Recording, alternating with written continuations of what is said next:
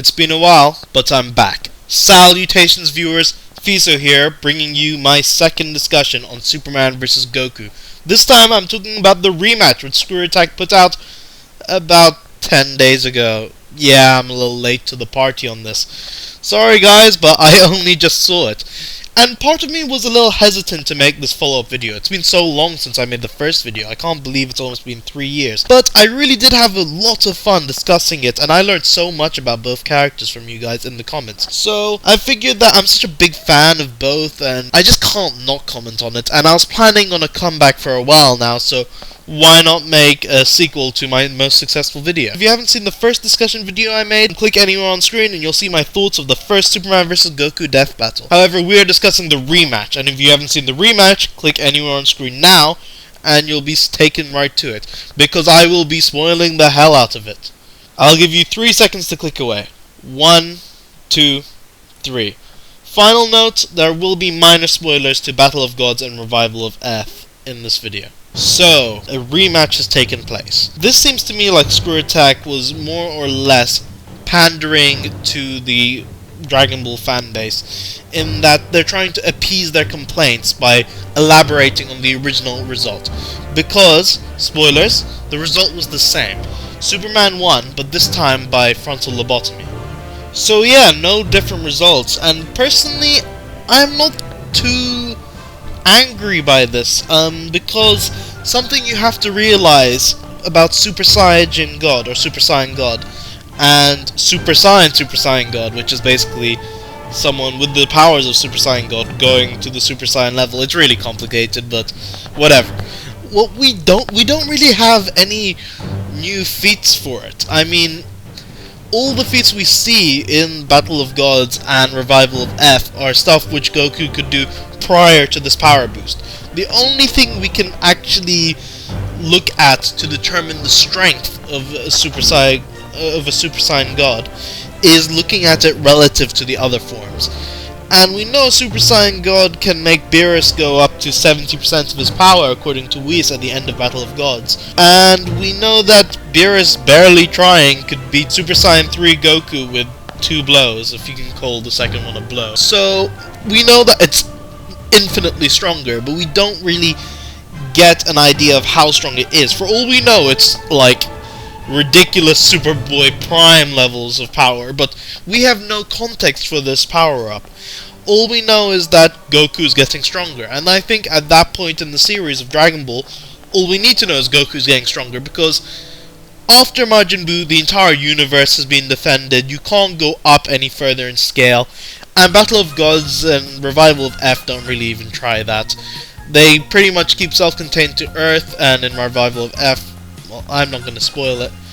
But yeah, in Battle of Gods, no city gets destroyed, nothing. In fact, all we're seeing is cliffs and mountains getting destroyed, and them going into caverns, and them flying into the upper atmosphere. The fight never really takes place in a scale that we haven't seen before in the Dragon Ball series. And this is because of something called the Shonen Power Creep. Eventually, the characters get so powerful it gets ridiculous, where it becomes hard to tell a cohesive story that has genuine risk and drama to it.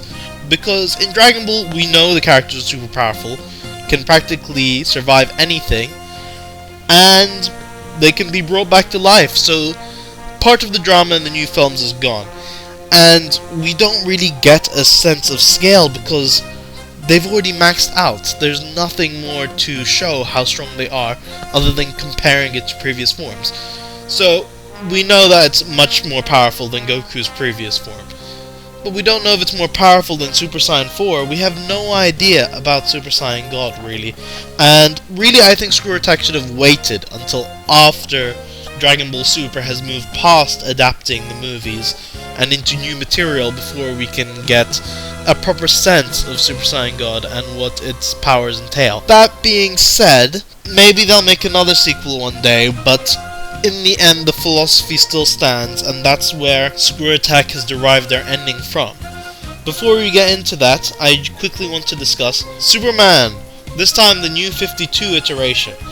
Now, from what I've heard, the new 52 Superman is actually a little weaker than pre-Flashpoint Superman.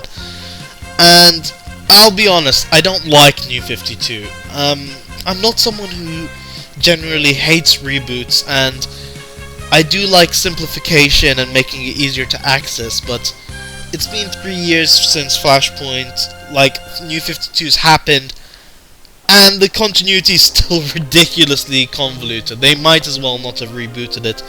And now we're left with a bunch of characters who are screwed up, and costumes that look wrong and weird, and New 52 Superman costume is so bad. Anyway, Superman, he's in a new place in his life. He's got a completely different story going on right now, and in general I see him on a smaller scale than I did pre-Flashpoint, but correct me if I'm wrong, viewers. Now, I'm not sure why they chose to go with the New 52 Superman.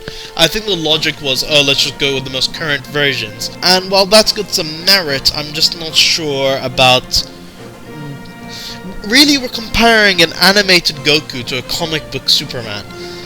And really, I would figure that you would want to compare animated Superman to animated Goku and comic Goku to comic Superman. But regardless, I can accept this just because they can't be accused of taking some random version or the most powerful version. They're just going with the most up-to-date version. And this most up-to-date Superman has a new power.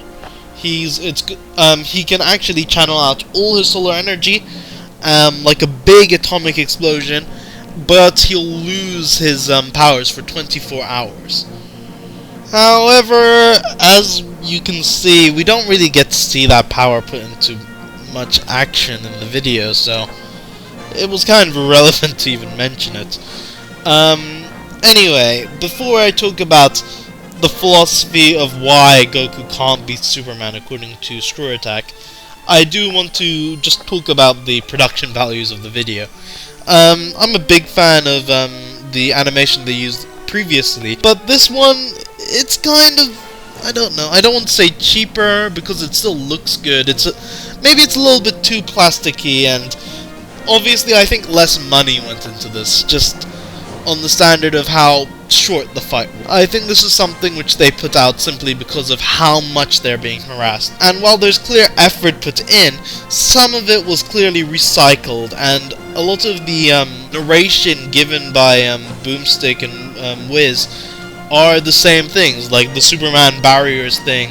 That's taken from the script of the original video. So part of me questions how much research went into the second video. Okay then, I've put it off for long enough. Let's talk about the actual conclusion and its logic. So Goku gives Superman a frontal lobotomy. Now, I'm not too sure about Superman. We're taking the character out of this, right? So we'll take out the fact that Superman would never really consider doing a lobotomy on someone under usual circumstances in a fight like this, and we'll ignore that they didn't leave Earth because Superman would and Goku would if he could breathe. That's fine. Let's just assume that both characters are ruthless. Is lobotomizing someone really killing them? Okay, I kid. But in all seriousness, Goku lost again. I'm okay with this, because, as I said in the previous video, I think Superman would win. Even though I'm a massive Dragonball fan, I accept that Superman is ridiculously overpowered. And Screw Attack admits this. They list off hundreds of Superman feats where he does the impossible, something which Goku couldn't do in Dragon Ball, because Dragon Ball's on a smaller scale. It's not as ridiculous. But however, something which they didn't talk about is that Superman has hundreds of people who have written him over the years, whereas Dragon Ball has only really had Akira Toriyama, the creator of Dragon Ball, and the anime stuff, and no one else. There's not been any other Dragon Ball stories told, well, significant ones. So Goku has a lot more consistency to him. So it's much easier to define Goku's strengths and weaknesses than it is with Superman, who literally varies from writer to writer. In one story, his maximum capacity will be completely different to another. And in the end, you can't compare their strengths and feats. I know nerds and fans and fanatics and what have you will do it till the cows come home, but in the end it's just incomparable. What you can compare is the philosophy behind each character. Son Goku is a character who is created to overcome any obstacle. Goku keeps getting stronger and stronger and stronger. He's an unstoppable force. He will keep gaining in power and he will keep looking to improve. The 21st Martial Arts Tournament. Jackie Chun is stronger than him. Master Roshi, FYI. He can't beat him. Well, he loses barely. He trains and gets stronger. In the Red Ribbon arc, Tao Pai Pai beats the hell out of him. He trains with Karin. He gets stronger. He beats Tao Pai Pai. Then he faces Ten Shenhan in the 22nd Tenkaichi Budokai. He can't beat him. He draws with him, kind of. Well, he still technically loses because of Van smashes into him, but continuity aside, he can't beat Ten Shenhan. He trains, he gets stronger. He faces Demon King Piccolo. He loses the battle. He goes, drinks the Super Divine Water, kind of gets steroids, trains and gets powerful. He then faces Piccolo Jr. and he wins. Goku finally has surpassed all the competition. But then Raditz shows up, and he gets floored in one hit. And he trains and gets stronger. And then Vegeta, and Frieza, and Cell, and Boo, and he keeps getting stronger and stronger and stronger to surpass each new threat that is stronger than him.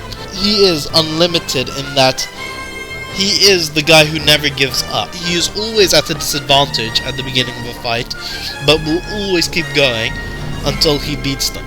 Now people are asking why can't he do that with Superman? Well, Superman's philosophy is he is Superman. He is perfect in every way, and he can do things which are so awe-inspiring and so impossible that it gives people hope. And he is a man without any limits, whereas Goku keeps surpassing his limits. It's the unstoppable force meeting the immovable object. Only imagine that the unstoppable force keeps getting stronger and stronger and stronger and stronger. It still won't be able to move the immovable object. And that's what Screw Attack is trying to get across here. And I have to say, I don't think that Goku could never beat Superman, because Superman has limits. They're just near astronomically impossible to reach. And while I think eventually Goku will beat Superman, it would take so many deaths that it's really not worth giving Goku the win, in that he would have to try many more times in order to get Superman's level. And that's just a testament to how overpowered Superman is. However, don't look at it like that, in that Goku is always destined to lose, because I don't think that that's the right conclusion. Because Superman is never destined to win. Goku will keep coming back at him, no matter how many times he dies, or how many times he defeats him. Goku will keep coming back, keep coming back, keep coming back. And yeah, eventually Goku will win. But in the end, neither of them will win. Goku can't beat him straight up, and Superman can't keep Goku down. In the end, they're two different philosophies that make this eternal battle that really can't be debated. I want to get into one more thing. Screw Attack talked a lot about the characters of Superman and Goku. And while Goku lost, they praised Goku as a good character. And they kind of portrayed Superman as a boring character. I feel like they did this just to appease Dragon Ball fans. They're kind of saying, yeah, he lost, but he's still a much better character, right? He's not boring and overpowered. I mean, you wouldn't want to see Goku triumph over everything. He would be boring, right? Like Superman. That's kind of what they said, and I kind of take offense to that as a Superman fan and as a Goku fan, because it's kind of like, the Dragon Ball side of me is like, okay, you're treating me like a child by saying, yeah, he's not strong, but he's still awesome. And my Superman side is like, Superman isn't boring. Like, a lot of people will say, Superman's boring, he always wins. Yes, he does, but Superman isn't super because of his powers. Superman is super because of the way he uses them. He is an inspiration to people, and that's why I hate Man of Steel. Man of Steel doesn't get it, in my opinion. You can watch my review on it, and I know many people will disagree with me. As far as I'm concerned, Superman is there not to destroy countless buildings and beat unbelievable monsters, which he does, and it's fun action for Action Comics. He is the light that leads the way, as Jor-El says in Superman, the first movie. He's meant to be an example, and he's an interesting character because he's got to hide his powers, because he's got to live a dual identity, because he's an alien on Earth. But he also wants to be normal, he also wants to get married, there are interesting things in Superman as a character that have nothing to do with whether or not he can lift a mountain or not. With Goku, a lot of his struggle is simply to get strong. And I'm not comparing them as characters, because they're both very interesting. Goku makes me laugh and feel good, but Superman makes me think more. And I'm not going to say one is better than the other like Screw Attack did, and I think they're very wrong for saying at the end of the video that, well, Goku's still a good character, because yes, he is a good character, and you know what, I'm going to say something similar but not quite the same. I think that we should all enjoy discussing and debating it, but guys, let's not shower Screw Attack with any more hate. It's kind of not worth it. They're two fictional characters, they're two heroes, two iconic legends of American and Japanese culture. It's really irrelevant which one can win a fight. They both have massive impacts on our pop culture and on many of our lives. It doesn't really make Superman a better character because he can beat Goku up. I love Batman, but Batman without any gadgets or prep time would be squashed like an ant against Superman. That is inevitable, but I love Batman, and I don't love him any less than Superman because he's not going to win.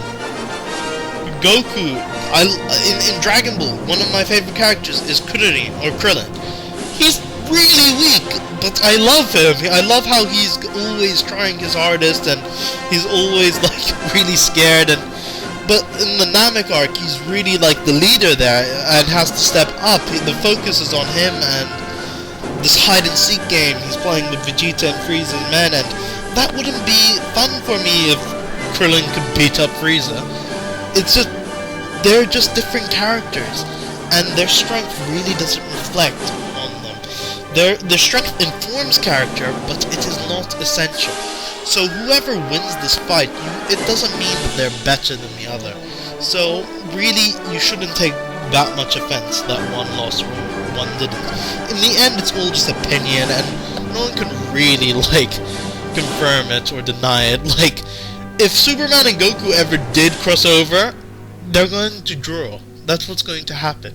Whenever two heroes cross over in any media, they always look equally good. That's just the truth of it. In the end, it's just down to personal opinion, really, so no one can tell you what to think. So if you like this video, please leave a like and comment down below, share it with all your friends, and give me a subscription, and hopefully I'll be able to give you more content very shortly.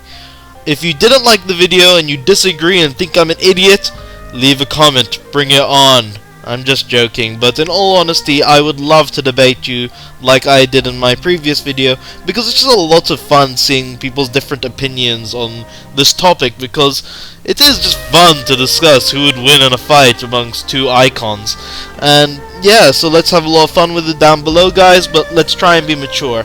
They are two cartoon characters, and there's no reason to get upset and call each other names. Let's just have some perspective on this, but still, let the good times roll. If you're a long-time viewer of this channel, you might be expecting a certain review for an anime called One Piece. Yeah, the thing about that is, I spent over 2 years working on that. When I started, Punk Hazard we were in the middle of Punk Hazard, and now we're at the end of Dressrosa. It's very out of date now, and sadly, I lost most of it when my computer hard drive crashed. And honestly, I'm just very depressed that I lost 2 years of work. I will eventually get back to One Piece and give it the proper review it deserves. However, in the meantime, I'm going to be working on other projects, including my next upcoming video, where I'm reviewing a video game, which is new territory for this channel. So if you want to see that, please subscribe, because we're going to be reviewing a game which is very near and dear to many people's hearts. That's right, Shenmue. Until then, stay golden and farewell.